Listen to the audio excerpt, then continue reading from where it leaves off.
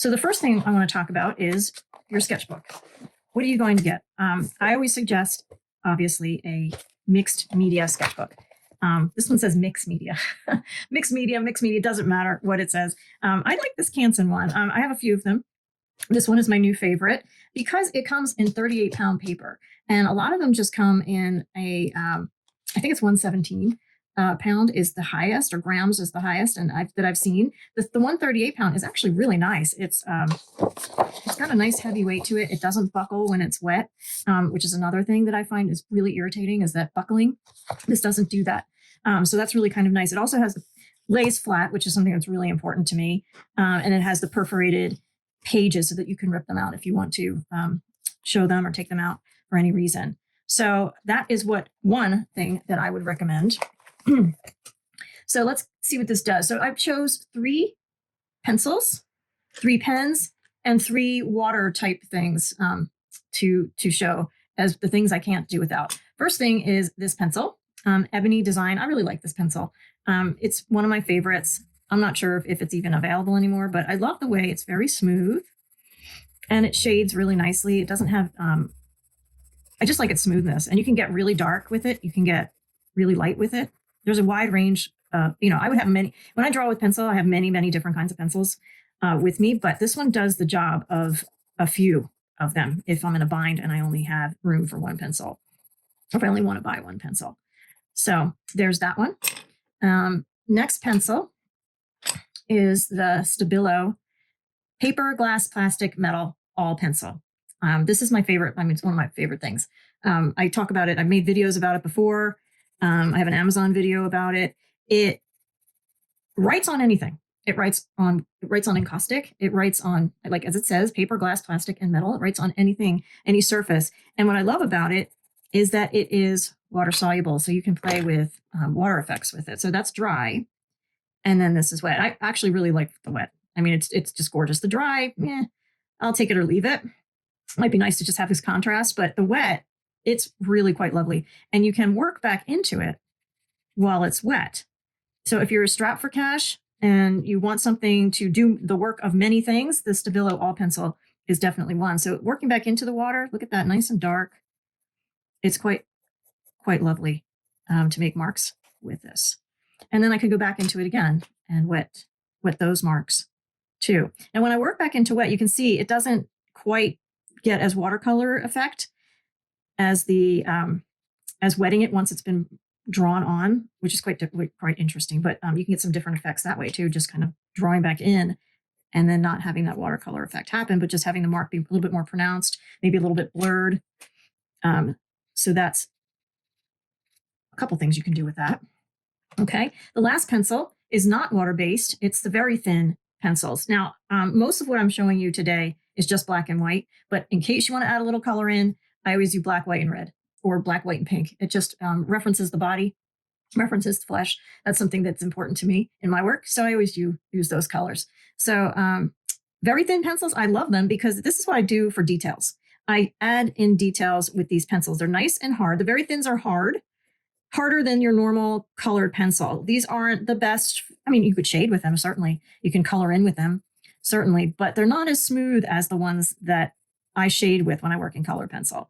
But this one I typically use for detailing. And you can see how hard it writes, how precise it writes. When it sharpens nice and small, sharp, and stays sharp for quite some time. So you could do some interesting things with this. You could, draw on top of these other marks that I was doing. It's not water soluble, so going on top of something wet won't change it. It'll just get a little weird if it's still wet, which this is. So yeah, you can just have some fun playing with that, putting some color somewhere. The one I have here is magenta, which is one of my favorite colors. Okay, so let's go to water-based, and then I'll do pens, okay? Okay, because I do like to put down the water-based stuff first, like watercolor down first, or this. This is one of my favorite things too. I have one of these in my backpack. I carry one of these everywhere I go. This is great. This is an ink-filled pen, and Pentel makes them. You just squeeze it, and the ink comes out.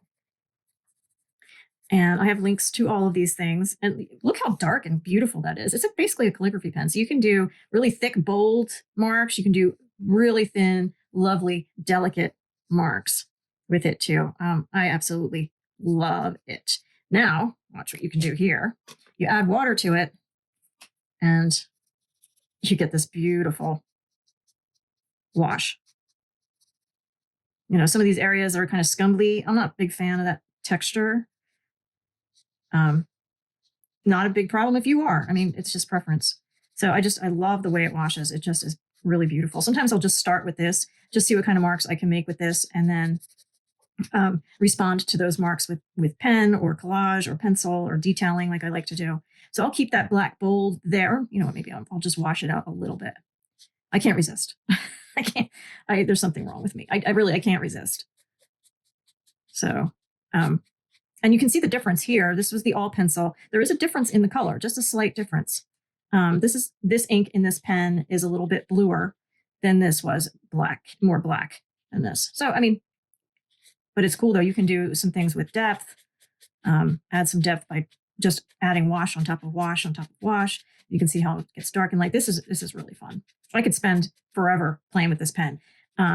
It's in, like I said, it's in my backpack. I can get some beautiful gradations with this. Some beautiful variations in tone with this. So this is very, very light to dark comparison. And it's quite impressive what you can get with just one pen. So you can do a whole drawing with this. And I love how it bleeds into the paper. See that happening there? That is just gorgeous. Okay, enough of this. So that's my first water-based thing. This is the second one. I mean, I've been using this the whole time without talking about it. This is also in my backpack, always with me. I have a zillion of them all over the studio. They're because I just grab at them all the time or grab for them all the time, and they just need to be near me.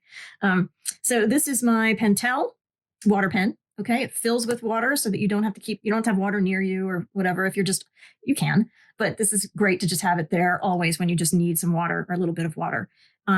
And I think this one happens to be the smaller size brush. It comes in a couple different, actually three. I think it's 3 different sizes. It also, if you want the set, it comes in like a flat brush, which I don't really use much at all. I prefer the pointy ones because I can get flat if I want to. And you know, it also retains some of what you've just used, so you can see the ink is still in there. If you want it totally clean, you just squeeze it, and some water will come out, and it'll clean the brush. That's how easy it is to work with. I prefer, though, having a little bit of residue in there because that's kind of fun to play with, too. I can move that around, move the residue around right there on the page. This is one of the best things that you can buy for yourself is a water pen or just a set of them. If you're strapped for cash, you don't have the money, these are the basic things that I would suggest purchasing. Okay, this is definitely one of them. All right. Last water-based pen that you will find you get a lot of marks out of and a lot of versatility are the Tombow pens. I would, again, suggest a black one, having a black one. I always have one of these in my backpack, this black one. But I picked the red because just in case you want some color, you can use the Tombow for that, or your colored pencil or whatever. But this is what it has. The versatility is unmatched because it has 2 ends. It has one that is a brush, and that can get pointy. It can get flat. You can do broad areas. You can do thin areas. And then it has the other end, which is a point. So you can draw with that. You can write with it. You could do that with the other end too, but this one is especially thin. Okay, so it kind of just makes thin marks. But the cool thing about the Tombows is they are also water soluble. Now look how blue that ink is compared to these, which is, that's just what's going to happen. It looks almost like a Payne's gray. But I like the differences. Now, if you're a stickler and you want totally black, you're not going to get it. Look at how different that is. If I just want to add a little bit of water in here and kind of play with that mark a little bit, making my asemic writing.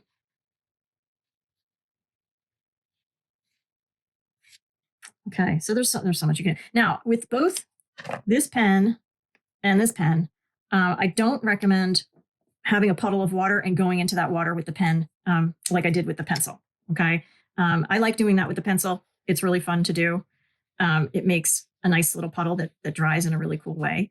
But if I've done this before with the pens, you can do it. It doesn't ruin them, but it does sort of wash them out for the next couple times that you work with them. But you can basically, have the best time with the Tombows. Look at that nice color. This is what is this? 856, which I think is just a poppy red. Just a beautiful color, and they're all they'll blend together. So if you have the black and the red together, you can blend them with water. You can blend them on top of each other. You don't even need water. I don't think I picked the right colors. Black and red on top of one another isn't necessarily the best, but you can see how you can get that beautiful wash. And here it's coming to a beautiful, lovely purple. So it's almost like having watercolor without having watercolor. And the sets, I think the sets are pretty reasonable. Look how lovely this is becoming over here. This is dripping, this water dripping into this puddle. The last three things that I am going to show you are pens. All right, some of the pens. So we did just a recap, pencils. Okay. We did water-based pens. Oh, I'm going to take this Tombow out. We did water-based pens, and now we're going to do non-water soluble pens. Okay. This is for my detailing. So when everything's dry, I like to come in with these things and kind of just make marks. So this one is called the Uniball Signo DX. I am in love with this pen because you can see the point. Now, what is the size of this point? 0.38 is the size. It's really small. I love this for just coming in for details. It makes some lovely lines. Look at that. And it just flows across the page. It doesn't blob out, how some pens kind of blob out and they make a big dot where you didn't want one. So I have a great time with this pen. And look at how detailed that is. You can still see all the lines so clearly. It's really quite beautiful. So there's that one. Now, the other pen I really love is just a plain old Bic round stick at medium. Okay, this is what I do drawings with. If I was stuck on a deserted island with nothing, but I was only allowed to have two things, I would have this and my sketchbook because I could at least get to draw, okay, and do some really interesting shading. This is great for just drawing. I can get really light to really dark with this. And again, this one doesn't blob out either. And they're cheap. It's really fascinating to see how black ink varies, isn't it? I mean, look at all these black inks that I have here. This one's blue on the blue side. You'll see that. You'll see some of them are on the blue side. Some of them are on the gray side. Some hit black pretty well. But I can get, really, really light with it, really, really dark, as I said. And I just, love just drawing with it. And I did a whole series of drawings in my website now during COVID. I basically just sat with my sketchbook and drew with my Bic pen and made a series called the COVID Crash series with just this pen. I was so depressed. I couldn't do anything else except draw. And yeah, pretty versatile. Okay. So this is the Jelly Roll pen. I bought this in a set of, I think, 3 or 4 pens with sizes ranging from small to large. And the smallest size is a 5, and then it goes to 8. I think it was 3 actually, and this is the 10. I don't think there's any up more other than those sizes. But I really dig these. These are kind of cool. I like these for going over black in my drawings. It just adds a little bit of a pop. Usually goes over ink pretty well, so I can make lines. If the ink is wet, it'll do some weird stuff, like you can see over here. It didn't quite adhere, and it's kind of acting weird over here too. So if it's at all damp, it'll kind of prevent the ink from sinking in. But I like these a lot. Another thing that you might want to have, and I think is a good idea to have, is a set of just basic watercolor or gouache. I prefer to use both. Watercolor is transparent. Gouache can be transparent or it can be opaque. It's basically opaque watercolor. That's what gouache is. But I like combining the two together. But a basic watercolor set, this is more colors than you actually need. This is more colors than I need. I don't know why I have this set actually. The one set I was looking for that I use all the time, I can't find it.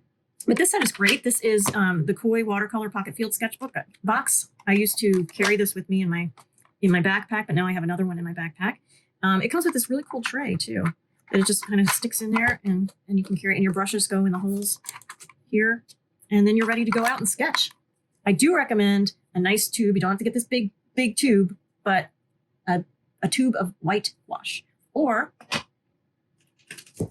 white paint like this. Like I buy this big giant acrylic thing of cheap stuff because it's just for sketchbooking. And again, we want to be loose. We don't want to be worrying about prices and are we wasting things. This is expensive. I like the gouache because it makes different marks than this does. And I like the variation of those marks in one drawing. But if you're strapped for cash, this is just an experiment for you. You're new to sketching. You're new to working in your sketchbook.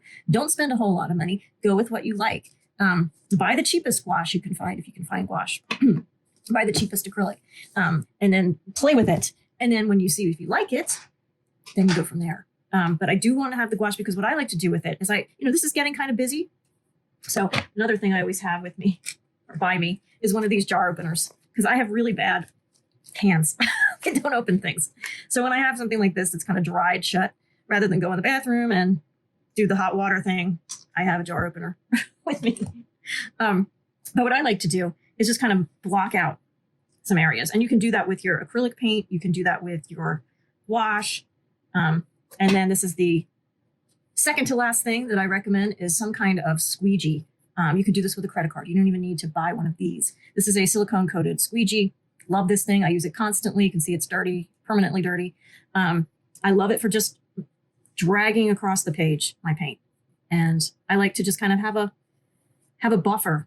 I think it's called a buff in the street lingo. That's what I think that my students told me that back when I was teaching in college. If you are a tagger, if you go out and you paint walls, and then someone comes over to cover over your graffiti, I think it's called a buff. I think that's what it's called. So that you have a clean slate then to paint on, but you also have the remnants of what's going on underneath. This is absolutely my favorite thing. And this is called a palimpsest. You'll learn that word. Also, you can look that up. A palimpsest is a substrate of sorts.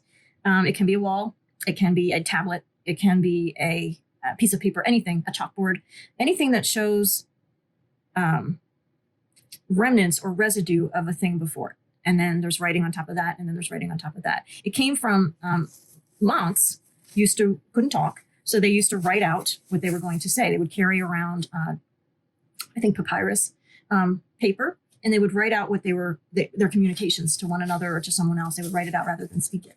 And then they would cross it out, and then they write out the new message, and then they cross that out and write the new message. So there was this constant layering of words and residue of what came before it. So kind of fascinating. And so that's what we're creating here is a palimpsest of sorts. And it's really kind of fascinating to work. So once this is dry, I would work back into it with pen, maybe something else. Who knows? Collage, maybe.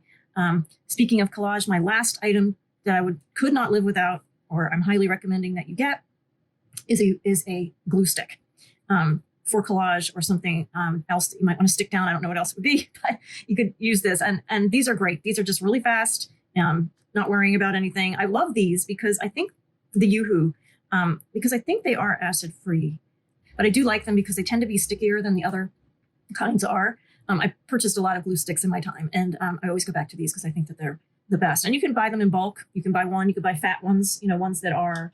Here's one Scotch brand glue stick that I don't really love. I'm not in love with it, but it's one. If I need to glue a whole bunch down at one time, I will go to my fat one. They do come in this. The Yoo-hoos do come in this size. I just for some reason don't have it. But the purple actually fades. So just in case you're wondering, it does fade. So for now, this is my basic list. Have fun shopping.